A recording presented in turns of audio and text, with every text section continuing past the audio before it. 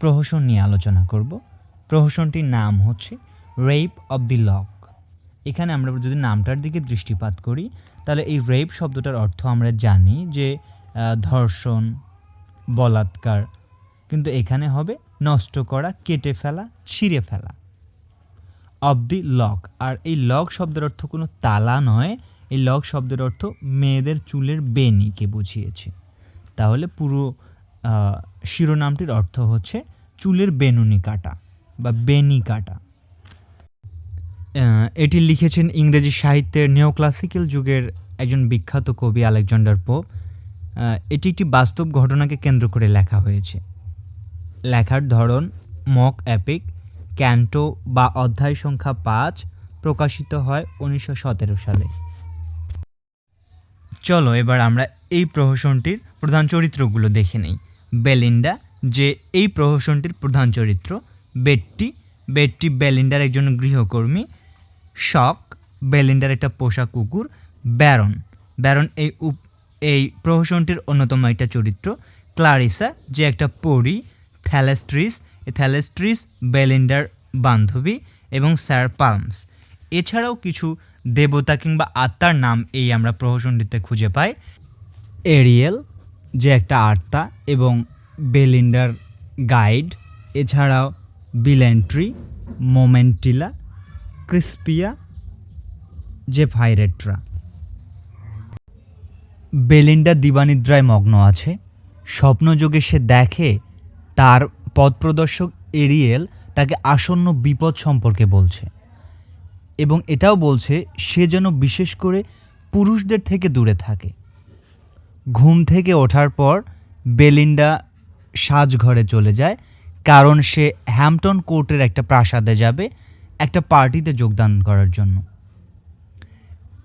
Belinda তার গৃহকর্মী এই যে বেট্টির সাহায্য নিয়ে তার সাজগোজ সম্পন্ন করে। এত কিছুর মাঝে সে এরিয়েল যে তাকে সতর্কবাণী করেছিল সেটা সে ভুলে যায়।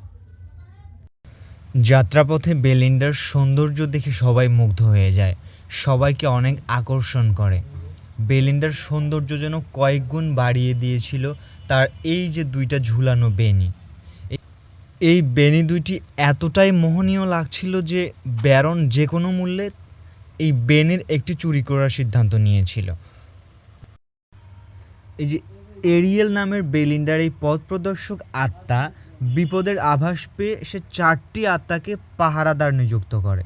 সেগুলো আমরা পূর্বে দেখেছি, বিল্যান্ট্রি, মোমেন্টিলা, ক্রিস্পিসা এবং জেফাইরেট্রা। যার মাঝে বিল্যান্ট্রিকে দেওয়া হয় কানের দুল পাহারা দেওয়ার দায়িত্ব, মোমেন্টিলাকে দেওয়া হয় ঘড়ি পাহারা দেওয়ার দায়িত্ব এবং ক্রিস্পিসাকে দেওয়া হয় বেনি পাহারা দেওয়ার দায়িত্ব। এবং এরিয়েল সে নিজেই বেলিন্ডার কুকুরটিকে পাহারা দেওয়ার দায়িত্ব নেয়।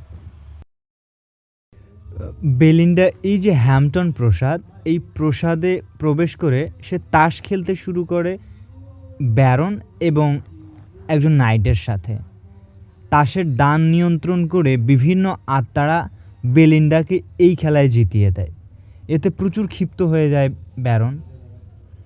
এক পর্যায়ে ক্লারিসা নামের এই যে পরী আছে সে ব্যারনের হাতে একটা কেচি তুলে দেয় এবং সেই কেচি নিয়ে ব্যারন এগিয়ে যায় বেলিন্ডার বিনুনি কাটার জন্য।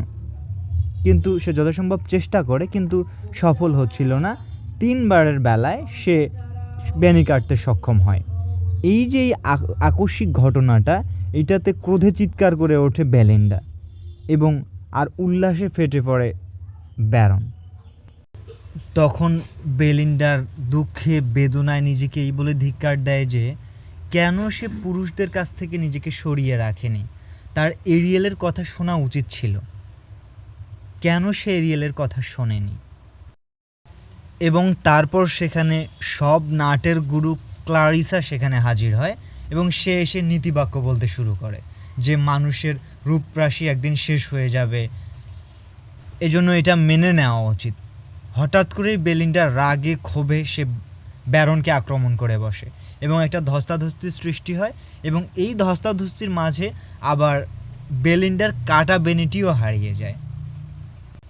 তখন মিউজ বেলিন্ডাকে সান্ত্বনা দিয়ে বলে কাটা বেনিটি নক্ষত্র লোকে স্থান পেয়েছে, সেখানে কাটা বেনিটা তারকার মতো তারার মতো জ্বলজ্বল করবে এবং ভবিষ্যৎ যে কবিরা আসবে তারা এটাকে নিয়ে সাহিত্য রচনা করবে, তাই বেলিন্ডার গর্ব করা উচিত।